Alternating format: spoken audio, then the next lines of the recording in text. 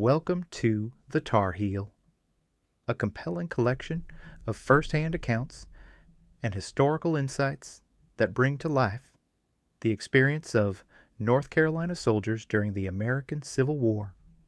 Known as Tar Heels for their state's production of tar and pitch, these soldiers left an indelible mark on some of the most pivotal battles and moments in American history. It is written by Louis Leon, who served as a private in the 53rd North Carolina Infantry Regiment. These are his words. May 4th, 1864. This morning we got orders to be ready at a moment's notice. Broke camp at noon, marched to our old breastworks at Mine Run, 7 miles from camp. Rested 2 hours and moved forward toward the river 3 miles further and halted. May 5th, moved this morning, feeling for the enemy, and came up to them at noon, 5 miles from the run, in the wilderness. It certainly is a wilderness. It is almost impossible for a man to walk, as the woods are thick with underbrush growth and all kinds of shrubbery, old logs, grapevines, and goodness knows what. My corps of sharpshooters was ordered to the front. We formed in line and advanced to the enemy. We fought them very hard for 3 hours, they falling back all the time. Our sharpshooters' line got mixed up with Gordon's brigade and fought with them. In one charge, we got to the most elevated place in the wilderness. We looked back for our brigade, but saw it not. Just then, a Yankee officer came up, and we took him prisoner. Some of Gordon's men took him to the rear. 6 of our regiment's sharpshooters, myself included, went to the right to join our regiment, but were picked up by the Yankees and made prisoners. We were run back in their line on the double quick. When we got to their rear, we found about 300 of our men were already prisoners. The Yankees lost very heavily in this fight, more than we did, although we lost heavily enough, but my heavens, what an army they have got. It seems to me that there are 10 of them to 1 of us. It looks strange that we could deliver such fearful blows when, in fact, if numbers counted, they should have killed us 2 years ago. In going to their rear, we passed through 4 lines of battle and reinforcements still coming up, while we are satisfied with, or at least have no more than, 1 line of battle. Mayuskend fighting commenced at daylight and lasted all day. So did it last with their everlasting reinforcements. If General Lee only had half their men, and those men were rebels, we would go to Washington in 2 weeks. When he has fought such an army for 4 years, it certainly shows we have the generals and the fighting stock on our side, and they have the hirelings. Look at our army, and you will see them in rags and barefooted. But among the Yankees, I see nothing but an abundance of everything. Still, they haven't whipped the rebels. Several of our boys came in as prisoners today. With them, Engel of our company. They think I was killed. So does my brother.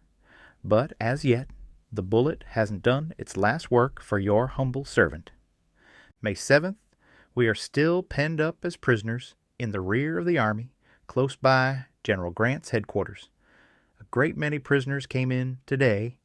From some of them, I heard that my brother was well. May 8th, we left this place at dark last night, but only got a distance of 2 miles, and it took us until 9 in the morning of the 9th. May 9th, started again this morning, and passed over the Chancellorsville battlefield. Marched 12 miles today. We passed a brigade of Negro troops.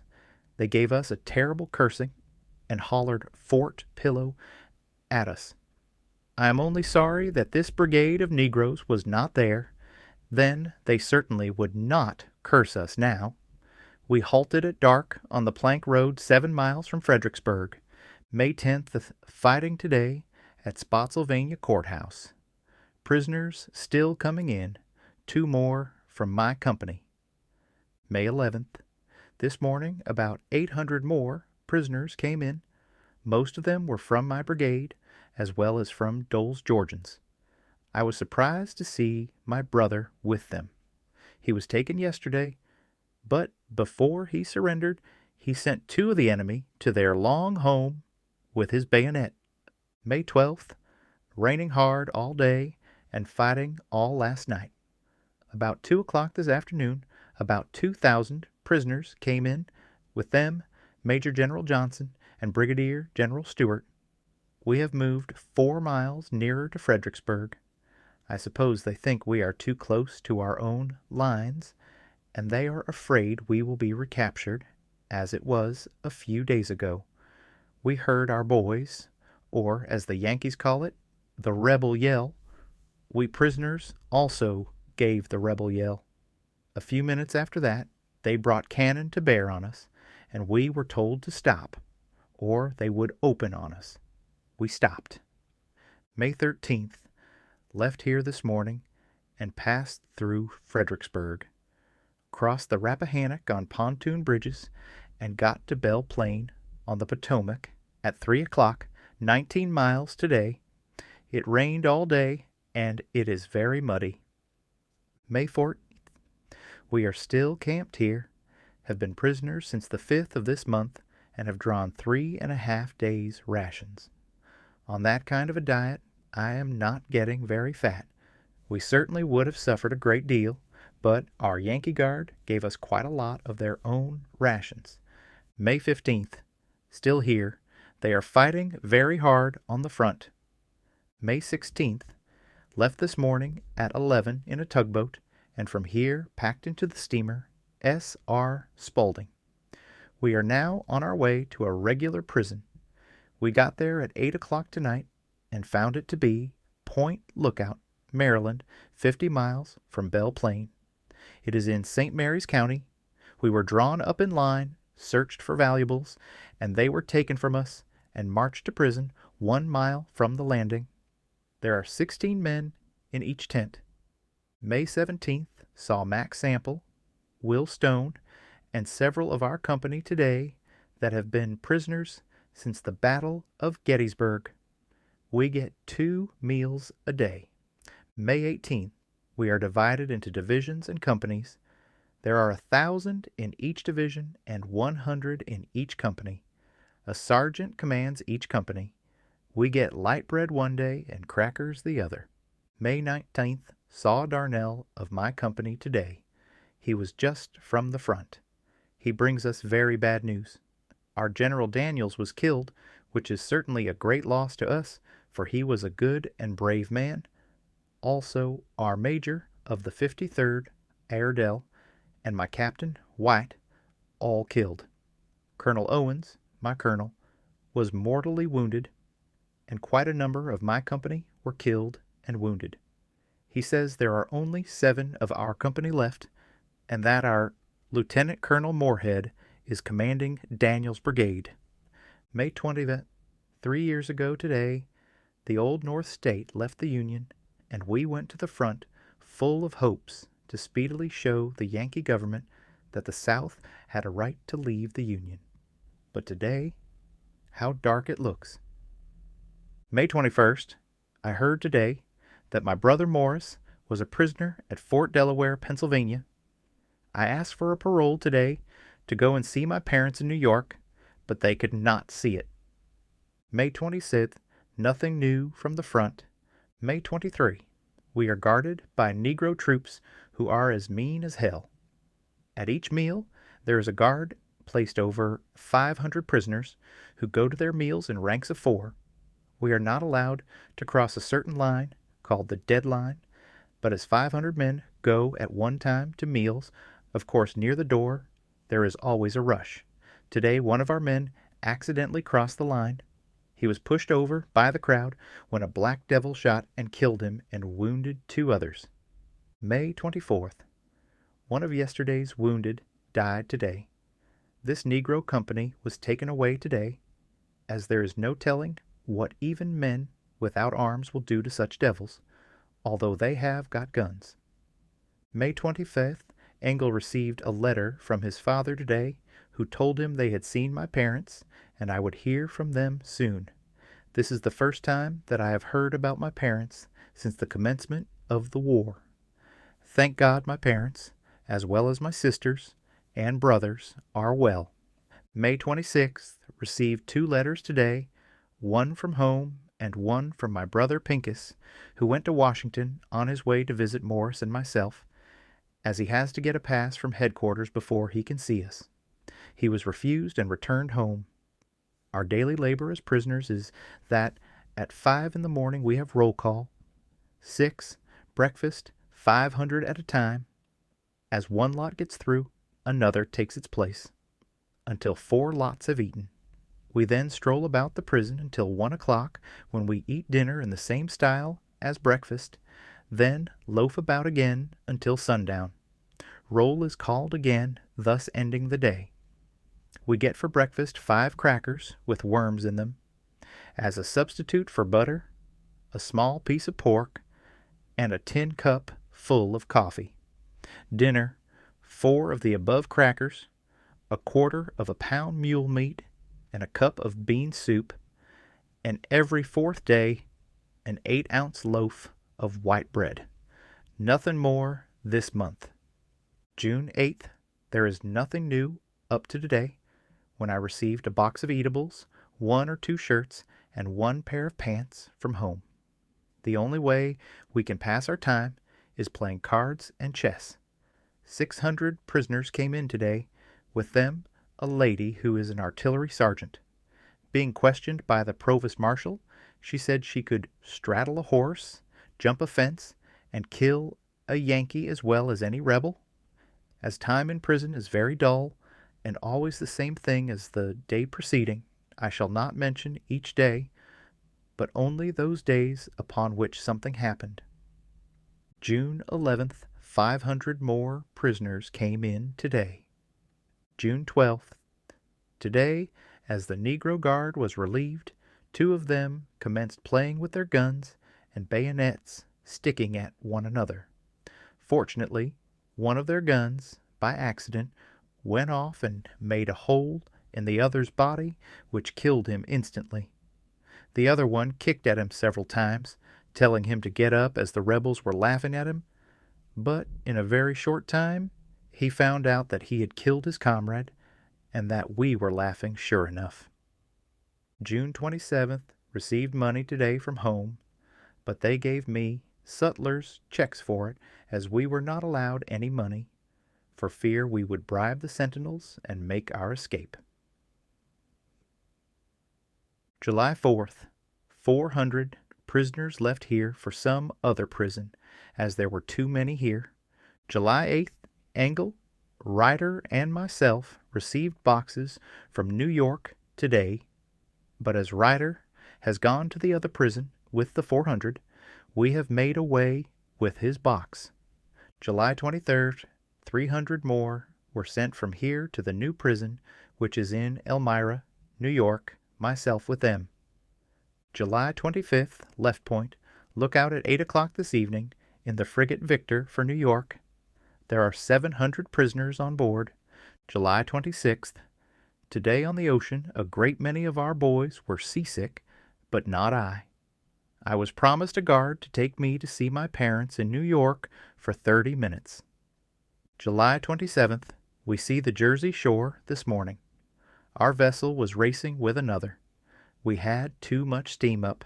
The consequence was a fire on board, but we soon had it out. We landed at Jersey City at 12 noon and were immediately put in cars, and the officer that promised to send me to my parents refused to do so.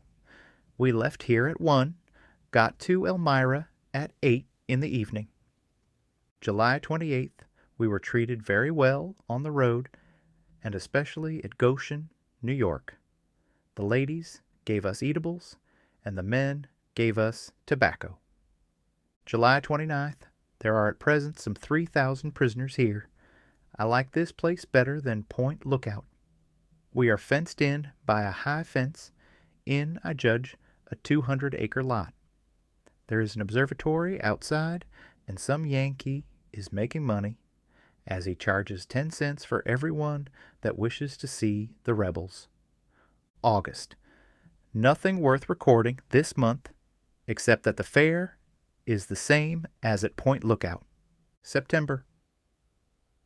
It is very cold, worse than I have seen it in the South in the dead of winter. October. We have got the smallpox in prison, and from 6 to 12 are taken out dead daily. We can buy from prisoners rats, 25 cents each, killed and dressed. Quite a number of our boys have gone into the rat business. On the 11th of this month, there were 800 sick prisoners sent south on parole. November and December. Nothing. Only bitter cold. We dance every night at some of our quarters. Some of the men put a white handkerchief around one of their arms, and these act as the ladies. We have a jolly good time. The year 1865, January. Nothing, only that I fear that our cause is lost, as we are losing heavily and have no more men at home to come to the army. Our resources in everything are at an end, while the enemy are seemingly stronger than ever. All the prisoners in northern prisons, it seems, will have to stay until the end of the war, as Grant would rather feed than fight us. February. The smallpox is frightful. There is not a day that at least 20 men are taken out dead. Cold is a name for the weather now. They have given most of us Yankee overcoats, but have cut the skirts off.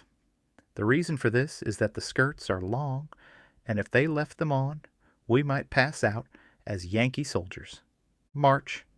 Nothing new. It is the same gloomy and discouraging news from the South, and gloomy and discouraging in prison. April. I suppose the end is near, for there is no more hope for the South to gain her independence. On the 10th of this month, we were told by an officer that all those who wished to get out of prison by taking the oath of allegiance to the United States could do so in a very few days. There was quite a consultation among the prisoners. On the morning of the 12th, we heard that Lee had surrendered on the 9th, and about 400, myself with them, took the cursed oath and were given transportation to wherever we wanted to go. I took mine to New York City to my parents, whom I have not seen since 1858. Our cause is lost. Our comrades who have given their lives for the independence of the South have died in vain. That is, the cause for which they gave their lives is lost, but they positively did not give their lives in vain. They gave it for a most righteous cause, even if the cause was lost. Those that remain to see the end for which they fought, what have we left? Our sufferings and privations would be nothing had the end been otherwise, for we have suffered hunger, been without sufficient clothing, barefooted, lousy, and have suffered more than anyone can believe, except soldiers of the Southern Confederacy, and the end of all is a desolated home to go to. When I commenced this diary of my life as a Confederate soldier, I was full of hope for the speedy termination of the war and our independence. I was not quite 19 years old. I am now 23. The 4 years that I have given to my country I do not regret, nor am I sorry for one day that I have given. My only regret is that we have lost that for which we fought, nor do I for one moment think that we lost it by any other way than by being outnumbered at least 5, if not 10 to 1. The world was open to the enemy, but shut out to us. I shall now close this diary in sorrow, but to the last I will say that, although but a private, I still say our cause was just, nor do I regret one thing that I have done to cripple the North. The following sketch is taken from Clark's History of the War, written by my Colonel Moorhead. This gives the endurance of my company, regiment, and brigade after I was captured. On the 5th or 6th of May, 1864, the sharpshooters of this regiment were much annoyed by one of the Federal sharpshooters, who had a long-range rifle and who had climbed up a tall tree from which he could pick off our men, though sheltered by stump and stones, himself out of range of our guns. Private Leon of Company B, Mecklenburg, concluded that this thing would have to stop, and, taking advantage of every knoll, hollow, and stump, he crawled near enough for his rifle to reach, took a pop at this disturber of the peace, and he came tumbling down. Upon running up to his victim, Leon discovered him to be a Canadian Indian, and, clutching his scalp lock, dragged him to our line of sharpshooters. The regiment was at Lynchburg when the pursuit of Hunter began. Marching with General Early to Washington, D.C., this regiment was one of the regiments left to support the picket line under the walls of Washington, while the rest of the corps made good its retreat to the valley, the 19th and 6th Corps of the Federal Army having been poured into the city for its defense. While supporting the pickets, this regiment became involved in one of the hottest conflicts in its experience, but succeeded in holding its position, repulsing and driving the enemy back to the earthworks which defended the city. At midnight, it received orders to retire in perfect silence, and, to the surprise of all, when we reached the position on the hills near the city where we had left the corps, it was ascertained that the corps had left the night before, 24 hours earlier, and we marched the whole night and the greater part of the next day before we caught up with the rear guards. Early's ruse, as usual, had succeeded in deceiving the enemy. This regiment participated in all the battles in the valley in 1864 and in numerous combats and skirmishes. In this valley campaign, the regiment lost its gallant Colonel Owens, who died at Snicker's Ford, near Snicker's Gap, in August 1864. He had been absent since the 10th of May, disabled by wounds at Spotsylvania Courthouse, had returned just as the regiment was eating dinner, and almost while we were congratulating him on his safe return, we received notice that the enemy had crossed the river at Snicker's Ford. The order to fall in was given.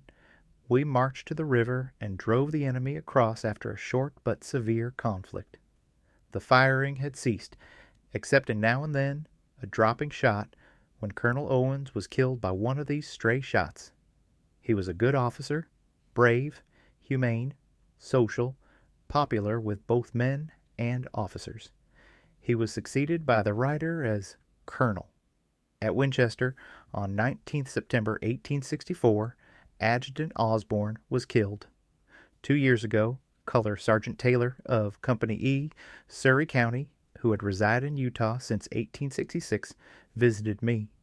He received a ball in his hip, from which wound he still limps, and in talking about his own wound, he told me as we were charging the 3rd Federal line at Winchester, having broken the first two, and when, near the temporary breastwork of the enemy, he received the shot which disabled him for life, and that, as he fell, young Osborne picked up the flag, and, waving it, ran forward, cheering on the men, and was killed within 20 feet of the color sergeant.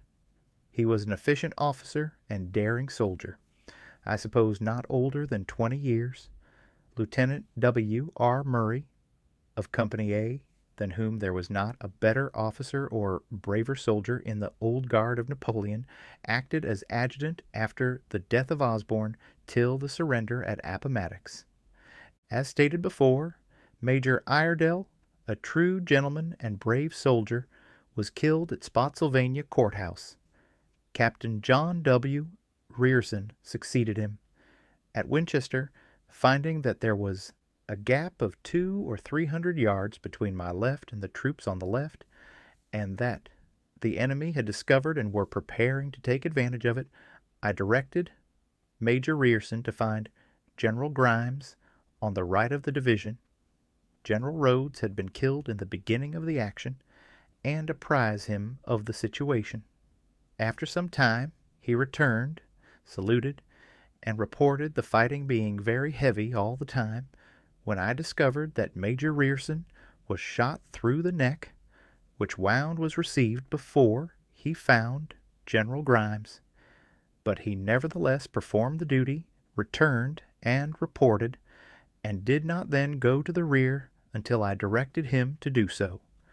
This gallant officer was killed when the enemy broke over our lines at Petersburg a few days before Appomattox.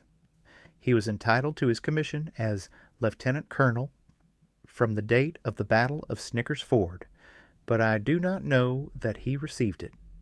This was a volunteer regiment enlisted in the latter part of the winter and first part of the spring of 1862, and was organized at Camp Mangum near Raleigh the first week in May, 1862, and assigned to Daniel's Brigade, Rhodes Division.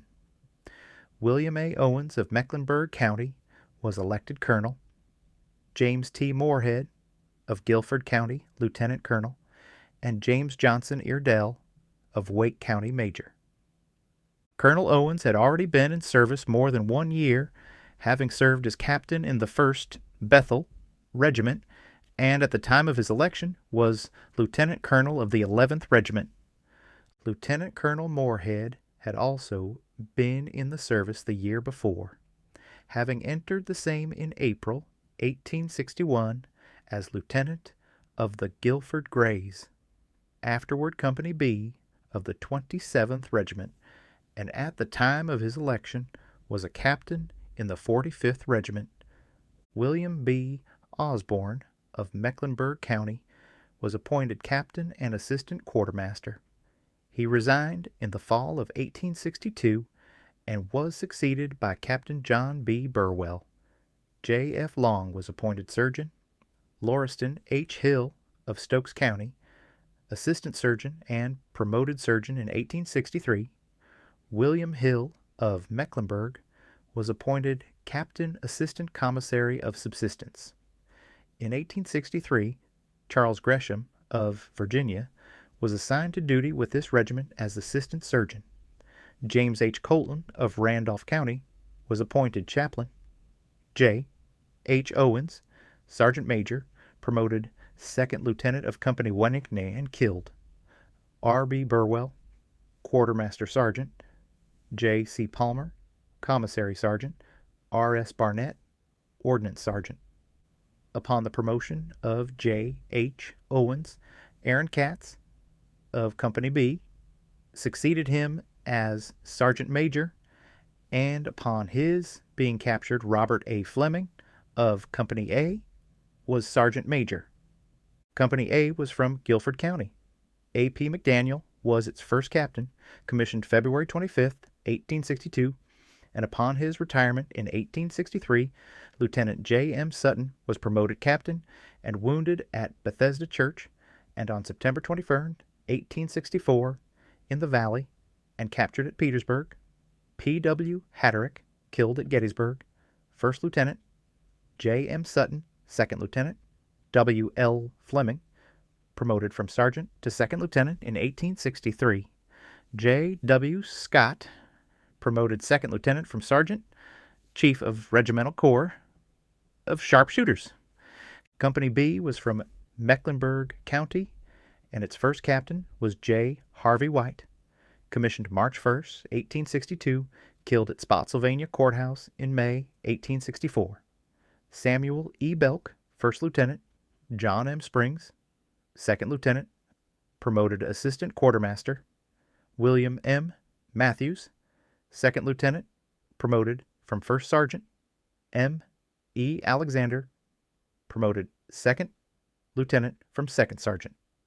Lieutenants Belk, Matthews, and Alexander were wounded at Gettysburg. Company C was from Johnston, Chatham, and Wake, mostly from Johnston. Its first captain was John Leach. Commissioned February 28, 1862, was succeeded as captain by J. C. Richardson, wounded at Petersburg. Commissioned April 27, 1863, both from Johnston County.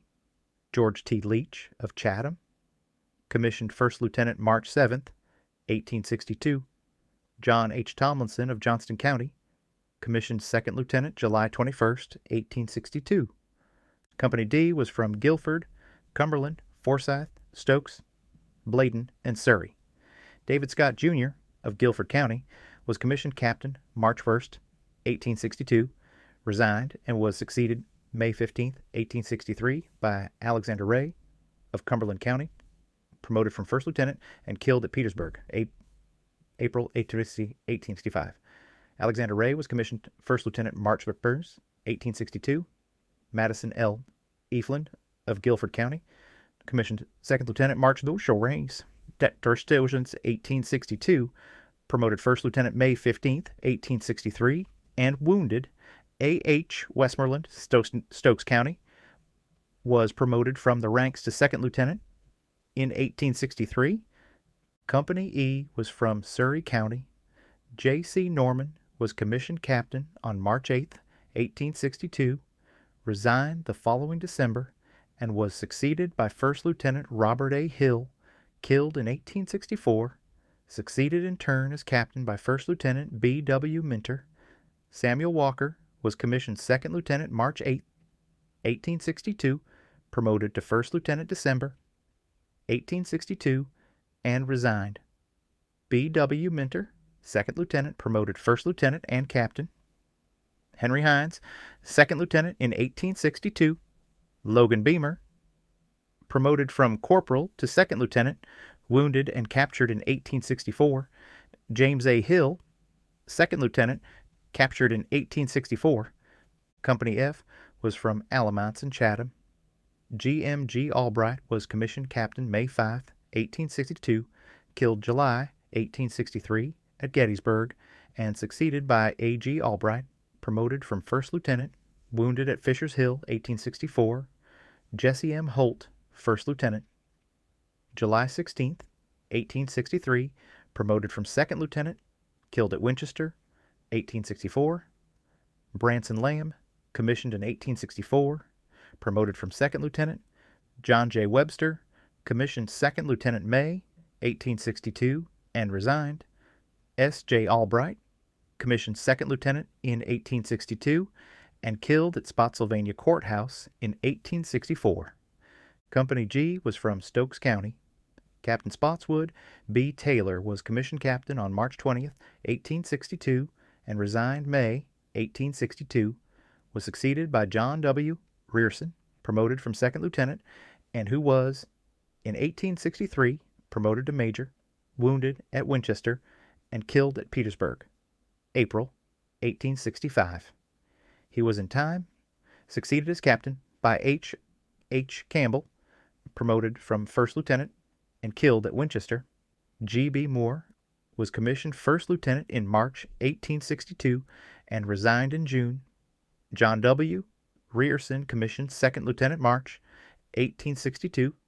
W. H. McKinney was promoted from the ranks in May 1862 to 2nd Lieutenant and wounded at Winchester. C. F. Hall, promoted from the ranks to 2nd Lieutenant, mortally wounded at Gettysburg. W. F. Campbell, promoted 1st Lieutenant and wounded at Washington, D.C. Company H was from Stokes County. Captain Spotswood B. Taylor was commissioned on March 20th, 1862, and resigned on account of ill health November 1863, and was succeeded by John E. Miller, promoted from 2nd Lieutenant, who was wounded at Snickers Ford and captured 1864. Thomas S. Burnett, commissioned 1st Lieutenant March 20th, 1862, and killed in 1863.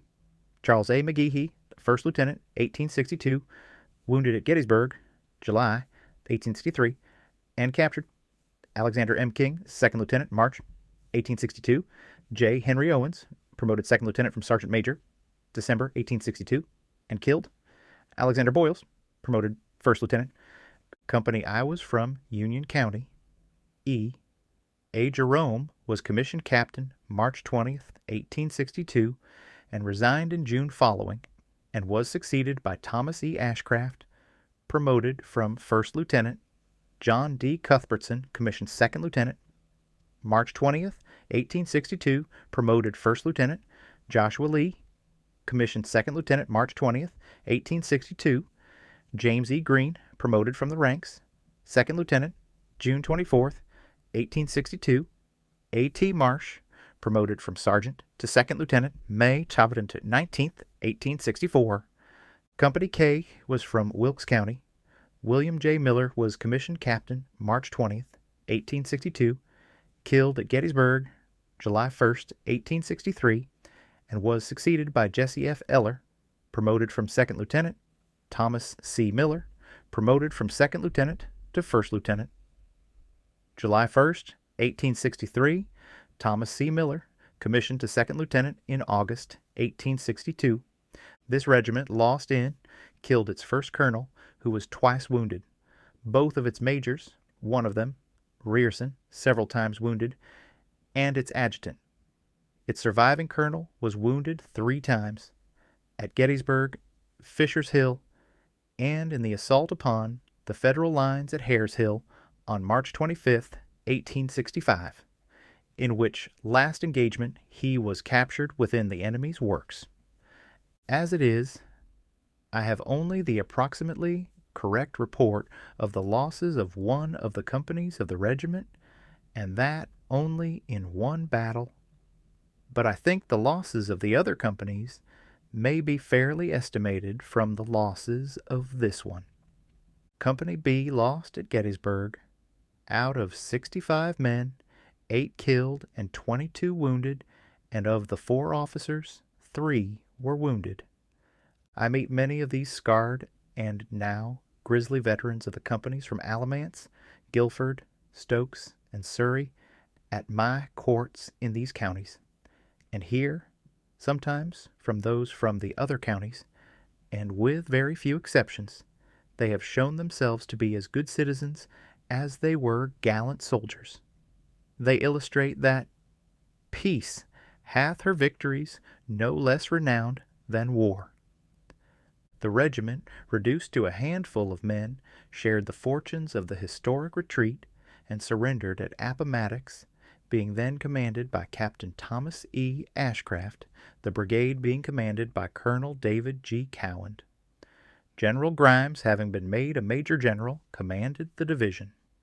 I cannot close this sketch without acknowledging my indebtedness to Captain Sutton and Private J. Montgomery, of Company A, L. Leon, of Company B, who kindly furnished me with a copy of a diary kept by him from the organization of the regiment up to May 1864, when he was captured, Captain Albright, of Company F, Captain S. B. Taylor, of Company H, and a Lieutenant W. F. Campbell, of Company G, for valuable information, and the hope that the publication of the sketches of the North Carolina regiments will excite interest enough among the old soldiers to give us further dates and incidents. I wish I could write a history of my regiment which would do the officers and men full credit for their patriotism and services. The patriotism and heroism of these soldiers were illustrated by the patient and uncomplaining endurance of the forced march, the short rations, the hardships of winter camps and campaigns, as much as by their fighting qualities. Posterity will hesitate to decide which is most worthy of admiration. James T. Moorhead, Greensboro, North Carolina, April 9th, 1901. That concludes the 5th and last part of the story. Thank you very much for listening. Please subscribe for more episodes and leave a comment.